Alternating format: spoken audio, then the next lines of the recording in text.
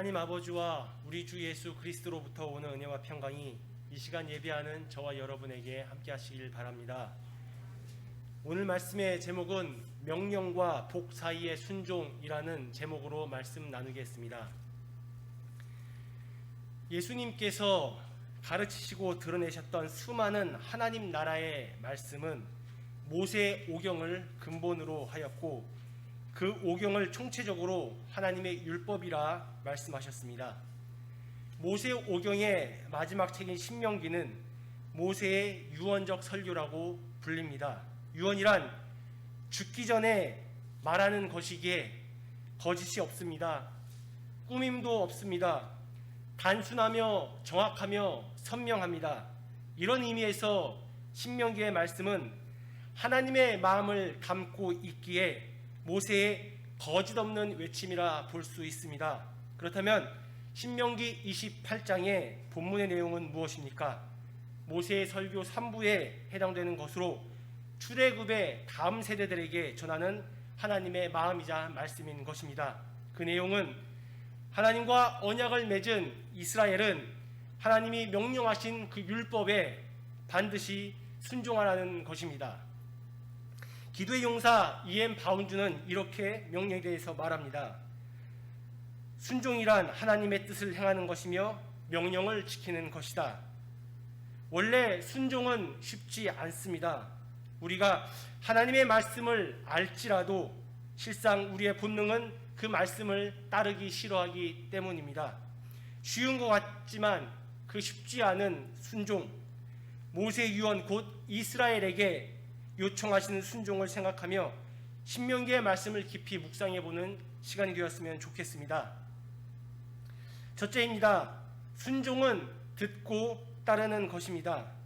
오늘 본문에서 사실 순종이라는 단어는 나오지 않습니다. 그러나 순서를 잘 살펴보게 되면은 명령 다음에 순종이 있고 순종 이후에 복이 나오는 것입니다. 순종 없이는 복이 없다는 결과가 나옵니다. 그렇다면 순종을 알기 위해서는 명령이란 무엇인지 우리는 생각해 봐야 합니다. 한자의 명령의 명을 살펴보면 목숨 명자가 사용됩니다. 이 목숨 명자의 부수를 살펴보게 되면 모일집이라는 부수 아래 말하는 자와 그 아래 조아리고 듣는 사람들의 모습입니다. 즉 왕이 백성들에게 선포하고 그들은 듣는 모습인 것입니다. 본문 28장 1절에 명령이라는 단어는 히브리어로 미츠바인데 이 단어는 순종하다라는 뜻을 가지고 있습니다. 순종은 말하는 분이 계시고 듣는 이가 있습니다. 즉 이 관계에서 명령을 따르는 것이 순종이 되는 것입니다.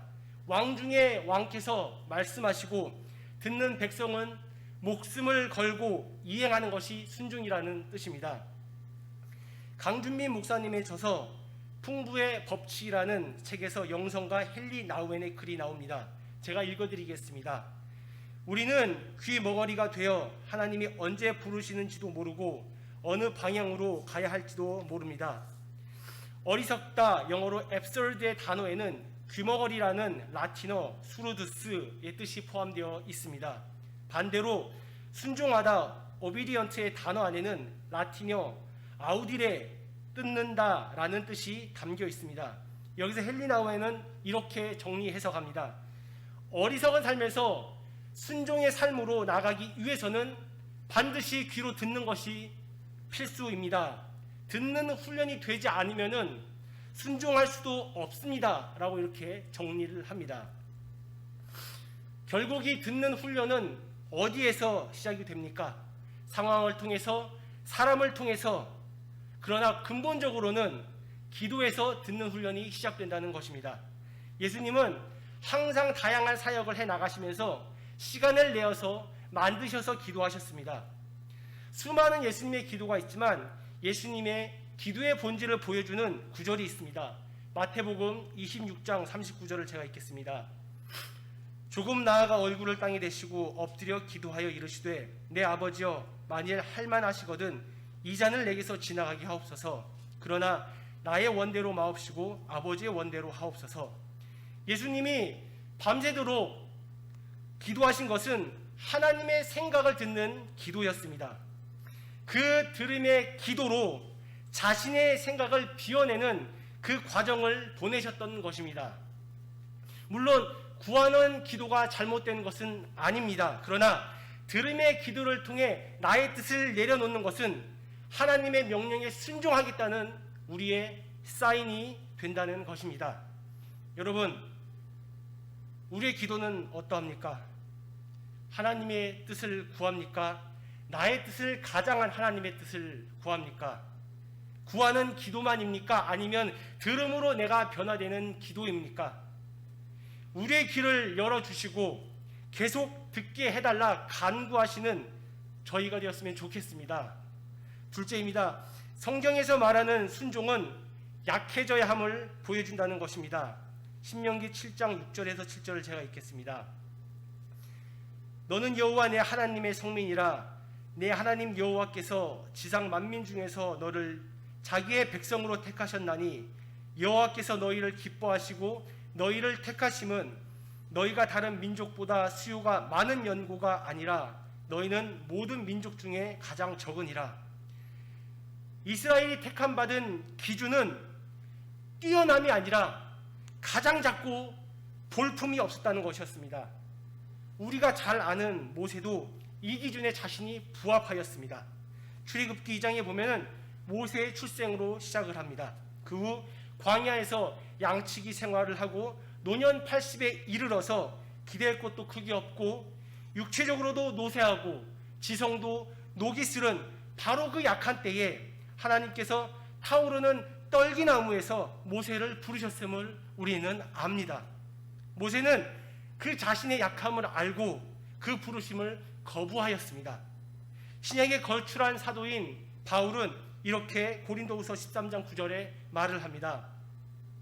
우리가 약할 때에 너희가 강한 것을 기뻐하고 또 이것을 위하여 구하니 곧 너희가 온전하게 되는 것이라. 내가 약할 때에 곧 그때의 강함이니라. 왜 이렇게 약할 때 하나님께서는 쓰시는 것이 됩니까? 그것은 바로 이때가 사람의 독소가 빠지는 때이기 때문입니다. 이때가 하나님의 명령이 시행될 가장 최상의 이상적인 적기가 되는 것입니다. 권투경기에서 그로기 상태라는 말이 있습니다. 서양술의 한 종류인 럼주에서 유래되었는데 타격으로 인해 정신이 몽롱해져 비틀거리는 그 상태를 말을 합니다. 이때는 사실 아무것도 할 수가 없습니다. 거의 죽음의 상태처럼 보입니다. 누군가가 와서 도와주지 않으면 그 선수는 아무것도 할 수가 없는 것입니다. 이스라엘 백성이 아무것도 할 수 없어 부르짖었던 그 그로기 상태, 모세가 말할 줄 모르고 자신이 없다고 고백한 그 그로기 상태, 그것을 기억해야 합니다. 출애굽이 온전히 하나님의 계획과 그분의 작품임을 우리가 안다면, 먼저 하나님이 우리를 들어 사용하기 원하신다면 우리는 우리 자신의 도끼가 빠지는 그 약함을 경험해야 한다는 것입니다. 여러분, 도끼가 빠지셨습니까? 안 빠지신 것 같으면 제발 가만히 계셔야 합니다. 도리어 교회나 내가 속한 공동체를 흩거나 어지럽게 할 수 있습니다. 그러니 제발 일상에서 찾아오는 그 약함의 훈련을 놓치지 마십시오.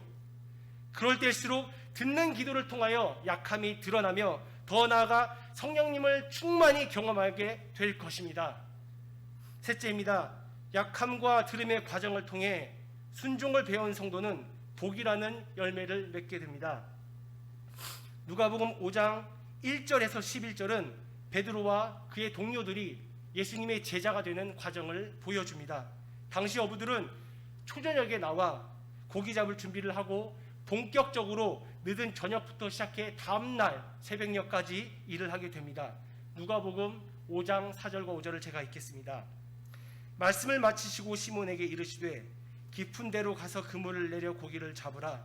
시몬이 대답하여 이르되 선생님, 우리들이 밤이 새도록 수고하였을 때 잡은 것이 없지만은 말씀에 의지하여 내가 그물을 내리리이다 하고, 베드로와 그의 동료 어부들은 게네사렛 호숫가에서 추운 물살을 맞으며 몸이 젖고 잠이 오는 것을 이겨내며 일을 하였는데 그 결과 한 마리도 잡지 못한 상황이었습니다. 그렇게 다시 해변가로 돌아와 이른 아침 그물을 싣고 있는데 예수님께서는 그런 고난도 모르고 다시 깊은 데로 가서 그물을 던지라고 말씀하십니다.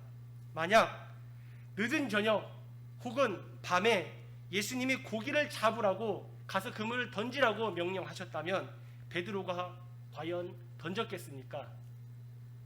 비전문가 예수님이 전문가 어부에게 하는 말들은 사실 신뢰가 좀 부족하기도 하고 베드로도 나름 힘과 열정이 넘치기에 자신의 뜻대로 행동하지 않았겠습니까?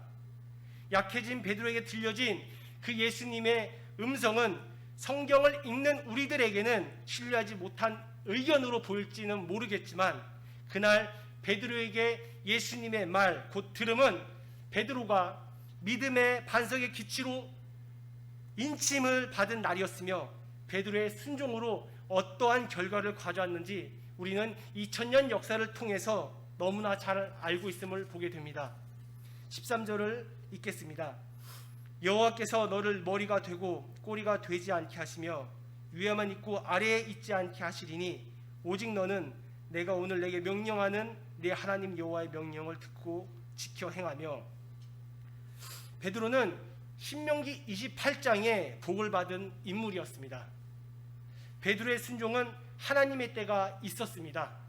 그 때가 올 때까지 성도는 계속해서 듣는 기도의 훈련과 그 과정에서 약해지는 경험을 하게 됩니다. 그렇기에 순종의 훈련은 사실 깨지는 훈련입니다.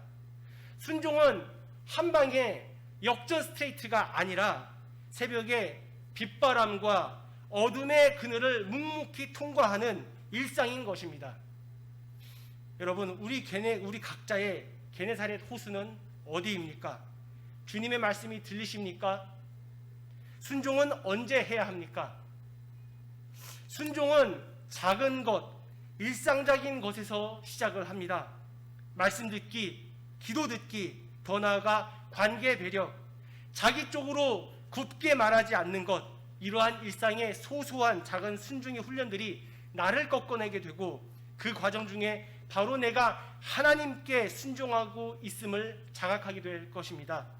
신명기 사가에 의한 28장에 믿음의 조상 아브라함과 이삭과 야곱의 하나님, 그리고 요셉의 하나님, 모세의 하나님이 아닌 나의 하나님이 되심을 기억하시며 오늘과 내일 담대하게 살아가시는 저와 열려문교회 모든 주님의 종들 되시길 간절히 기도합니다.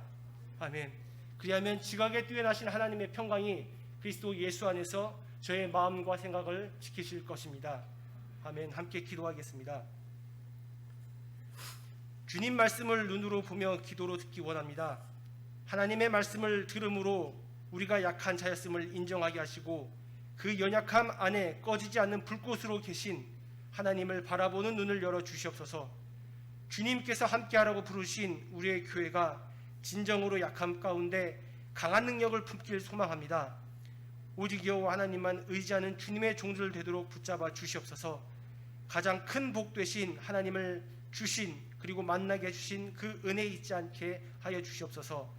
예수님의 이름으로 기도합니다. 아멘.